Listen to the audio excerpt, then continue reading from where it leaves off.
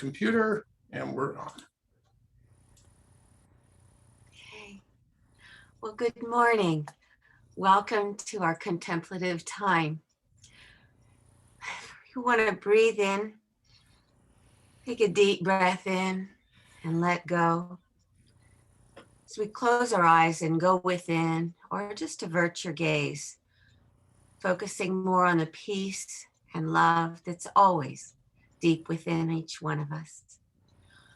Our readings today are from Dr. Joseph Murphy's book, Think Yourself to Health, Wealth, and Happiness, and from Louise Hay's book, Meditations to Heal Your Life. You are the victor in all circumstances because God dwells in you. Therefore, every problem you face is divinely outmatched. Look for your guidance from the secret dwelling place of infinite intelligence within you, not from the external conditions, events, or circumstances, and you will not fail nor be disappointed. With love, I see clearly in every direction. I see clearly. I have clarity of vision and of purpose. My inner knowing always directs me in ways that are for my highest good and greatest joy. I connect with the infinity of life, where all is perfect, whole, and complete. In the midst of ever-changing life, I am centered. I choose to see the good in everyone and everything.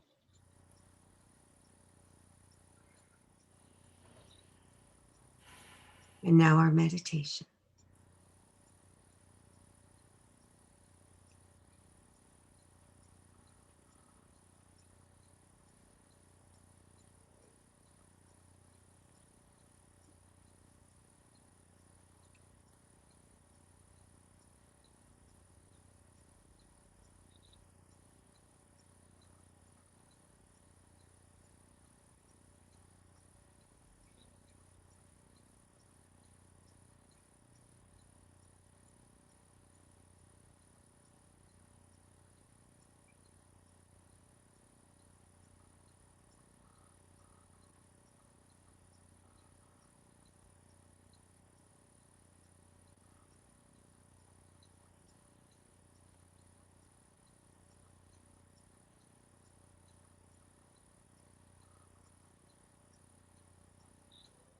In this moment, in this place, I remember who I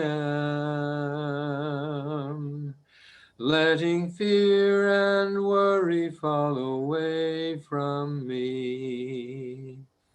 I open my eyes and see there is only love. There is only love. Love that heals, love that sets us free. There is only love.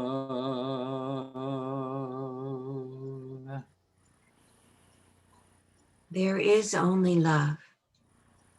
As I look within, I find and see the love that I am, always, no matter what. I allow this divine light and love to course through my very being right now, loving, blessing, healing, and uplifting me and all others in my experience. I know that as I center and focus on this divine love, that it moves out from me, blessing the world as I recognize divine love wherever I look. I am so grateful to see the good, to know that only the good is true, and to allow this good to manifest in my life, in this church, in this teaching, in this service today, and in all, as we are all uplifted by this golden, beautiful love. Thank you, God. And so it is. And so it is. There is only love. There is only love. Love that heals, love that sets us free. There is only love.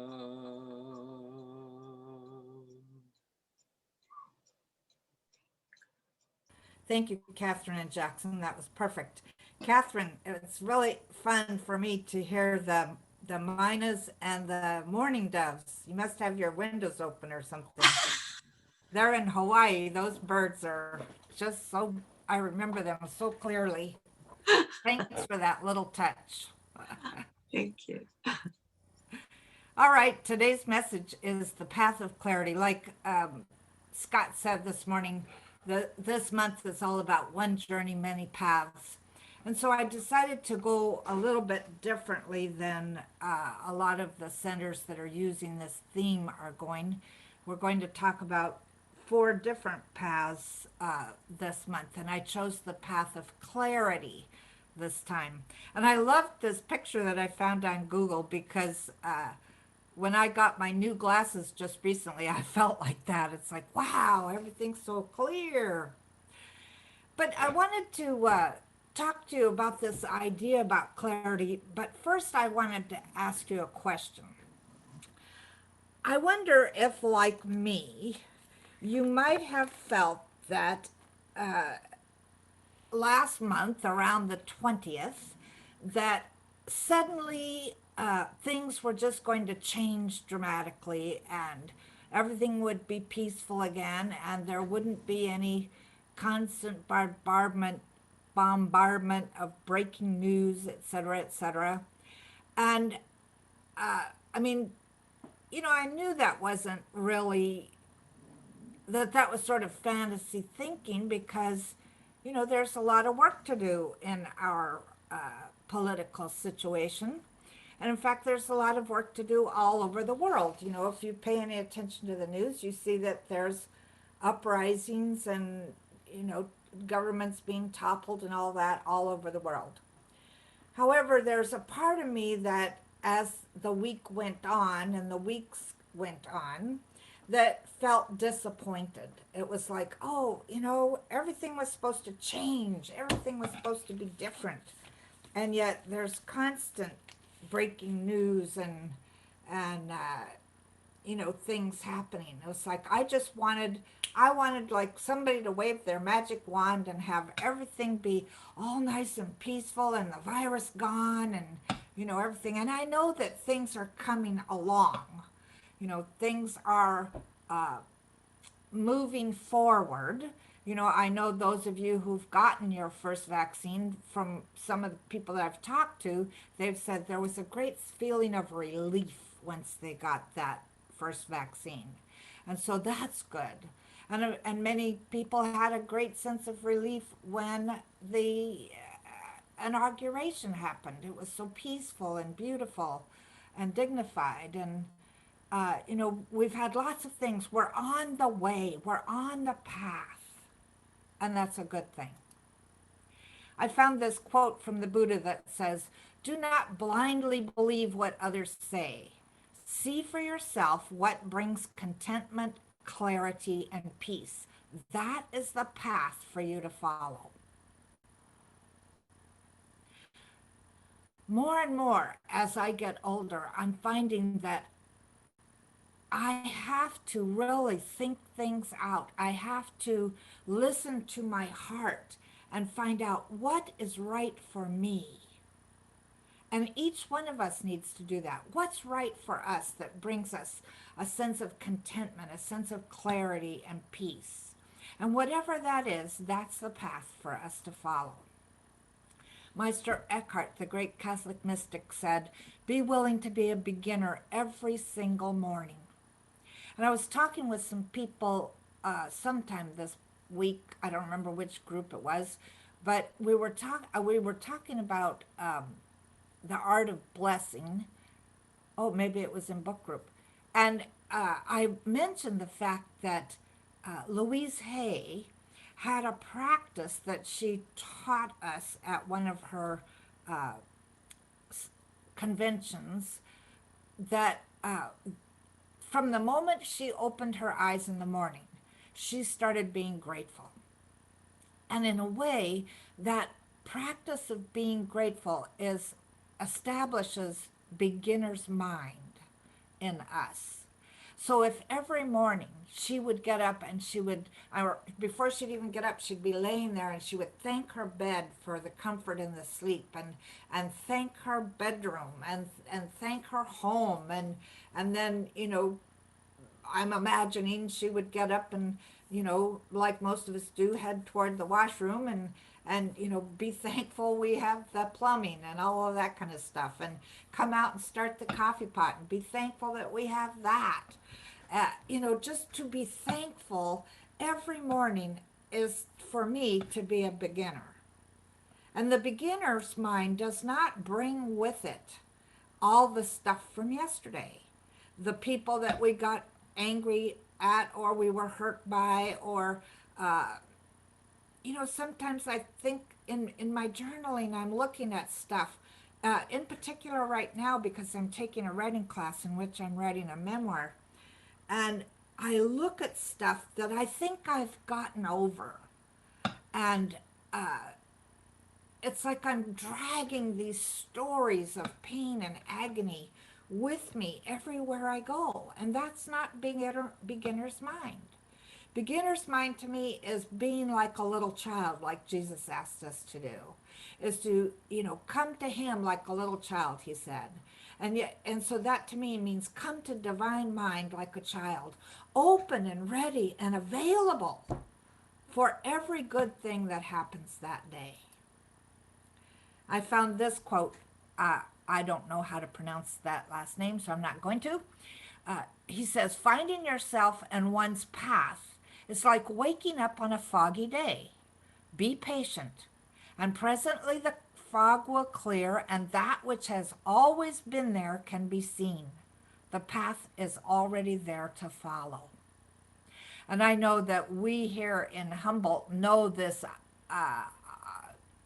experience of waking up and finding a really foggy morning. I remember the first time I woke up to that, I think I got here in August, at the beginning of August, 6 years ago, and waking up and looking out my windows and seeing, or not seeing anything, not seeing all the redwoods around me, etc., because everything was wrapped in fog. And sometimes when we're on the path of life, that's what it feels like. It feels like a foggy day, like we can't see the forest for the trees, so to speak. But if we're patient and we do our spiritual work, that fog will clear. And that which has always been there, that is ours to do, will be able to be seen. And that path appears and is ready to follow. So I thought about these things. So here's some things for you to think about. The birth of anything new is generally preceded by pain and messiness. I watched a TV show where there was a baby being born, and, it doesn't come out all clean and pretty. It's a mess, and it has to be cleaned up. And so the birth of anything new, we might decide that, I want to do this particular thing. Maybe I want to go on a trip. And what comes up so that I can go on that trip is everything that needs to be cleaned up. Or maybe I have to figure out a way to make some more money so I can go on that trip. All change, no change happens effortlessly. All change can be messy. And so, in order to move through this pain and messiness, we need to cultivate self awareness and self reflection. Now, here is my favorite thing, allowing myself to remember that if in truth God is omnipresent, which means everywhere present, then it's in me as well. And so allowing myself to develop self-awareness with a capital S is the most important thing of all. To recognize that I am a spirit having a human experience. And I forget that. I get mesmerized, and I'm sure you do too. We get mesmerized by the world ways, and we forget the truth of us is we are spirit having this human experience. It doesn't mean to that doesn't mean to negate any part of the human experience. I mean, at one point this week, some of us were talking about anger or resentment, and even those are part of the human experience. And so they're to be experienced, not shoved down or avoided, but we're not supposed to live in it. You know, Dr. Tom Costa, a wonderful little man who was a minister who's since passed, but he started a church in Palm Springs, and he started it in a bar. I thought that was so cool. But he said, yea, though I walk through the valley of the shadow of death, I do not stop and build a condo there. And that to me is something so important to remember, because we move through our experiences in life and we hold on to them as if they are precious. And yes, all the good experiences, the memories of your children, or our love affairs or whatever, all these things are precious. But we also hold on to what we're angry about. We hold on to those betrayals or hurts. And that, in a way, that holding on to it is like building a condo there. So cultivating self-awareness is remembering who we are. And self-reflection is remembering that everything we are is going to be reflected in the world around us. A memory pops into my mind of walking down the street with my friend Kalyan in Hawaii, and her little girl, who was my goddaughter, who probably was about 5 then, and somebody had stopped us on the road and given me something, a present. And it was exciting to me. And we're walking away afterwards, and Esther says, people always give you things. Why is that? And her mother said, before I could answer, because she always gives herself and gives things out. So self-reflection is to remind us that everything that's out there is who we are. If I'm angry, I'm going to see anger. If I'm feeling loving, I'm going to see loving. And so what do you want?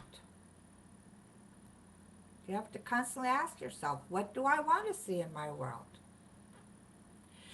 My third idea was follow the allure of the open road or the untrod path.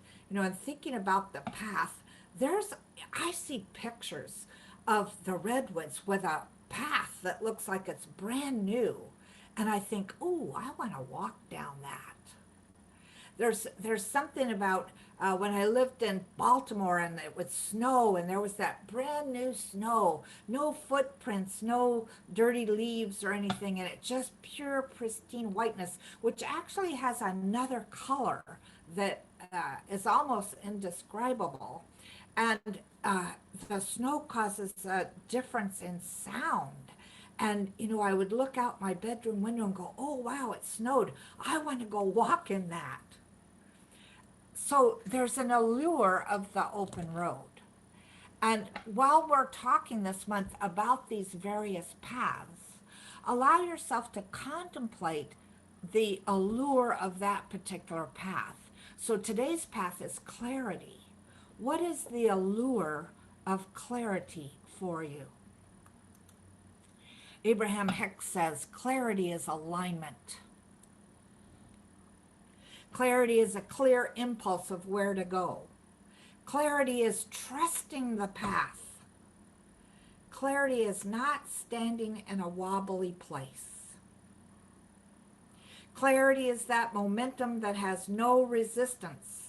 And when you're in that place of clarity, the feeling of what to do next is right there. I don't know how many times I've found myself thinking about, well, here's the situation, what is my next step? What is my next step? And so if I allow myself to be aligned with the divine presence, then absolutely everything will fall right into place. I'll get some sort of a sign as to what my next step is. Clarity is alignment, a clear impulse of where to go. It's trusting the path. I think standing in a wobbly place is that thing where you think you're supposed to be doing something or going somewhere or whatever in your life, but you're overthinking it. You're not trusting the universe. You're thinking that you have to do it all yourself. And that is not true for anything in our life. There is that higher self that is within us, that God presence that is like taking us out by the hand and showing us where it is that we're supposed to go and giving us that place of clarity. Clarity is that momentum that has no resistance. And when you're in that place of clarity, the feeling of what to do next is right there. Now, I know that there's one thing that happens for me. I'll get that clarity, and then I'll go, oh, but. And I'll put a whole list of things. For instance, Katherin Lewis, Dr. Katherin Lewis, who has the Seattle Church, is taking a group of people to Egypt. And I'd like to go back to Egypt. I loved Egypt. And then I continued reading the email that she sent out, and it was like, oh, I can't afford that. But there was, in the beginning, when I saw the invitation about the idea, the idea of going to Egypt, there was such clarity. Yes, I want to go.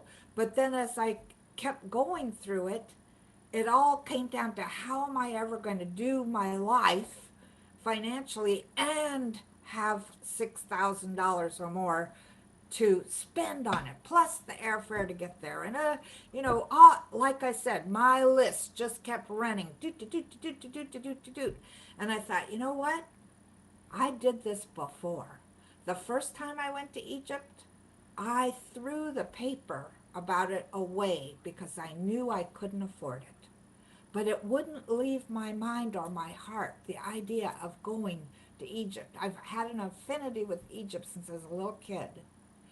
And so I allowed myself to think about what it would be like, even though I thought I couldn't afford it. And one morning, I got a phone call from the company that was putting on a conference called Personal and Planetary Spiritual Evolution. And she said I had been suggested as a speaker. That meant I didn't have to pay a thing. So I did it before, I could do it again, right? That feeling of what to do next is always right there. So let's just allow ourselves to let's say this affirmation together, and then we'll go into treatment. With divine clarity, I open to my own unique inner guidance. My vision is clear, and I look forward to my life's perfect unfoldment with enthusiasm and expectancy. Let's go within.